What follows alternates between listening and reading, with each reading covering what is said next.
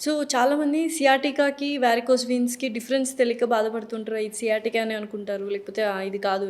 So, ఏంటి ఆ difference ఏంటి? ఇక్కడ 2 పాయింట్స్ అండి. ఒకటి షియాటిక్ డిఫరెన్షియేషన్ నేను ఇప్పుడు చెప్తాను ఒకటి shortly. But more important point ఏంటంటే, ఒక డాక్టరు, ఒక స్పెషలిస్ట్ మీకు ఎంఆర్ఐ ఏదో కన్ఫర్మ్ చేసి చెప్పకుండా you should not diagnose yourself as sciatica. Okay, simple. First thing ఏంటంటే సెల్ఫ్ డయాగ్నోసిస్ ఇండియాలో చాలా ఎక్కువ.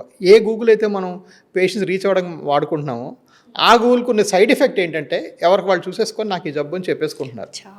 చాలా దారుణమైన విషయం. పోతే సిమ్టమ్స్కి వస్తే చాలా డిఫరెంట్గా ఉంటాయి. తొడలు పిక్కల్లో నొప్పులు ఉంటాయి, ఫ్రంట్ టు బ్యాక్ కూడా నొప్పులు ఉంటాయి, కొంచెం లేచి నడిచిన తర్వాత బాగా పెయిన్స్ అనిపిస్తాయి. వేరే షియాటికా పెయిన్ ఏంటంటే ఈ బ్యాక్ అనమాట, తొడ వెనక భాగంలో ఒక లైన్ మాదిరి ఉంటుంది, ఒక స్ట్రెయిట్ లైన్ మాదిరి ఒక డెర్మటోమ్ అంతా ఎఫెక్ట్ అవుతుంది. కాబట్టి అది చాలా డిఫరెంట్గా ఉంటుంది.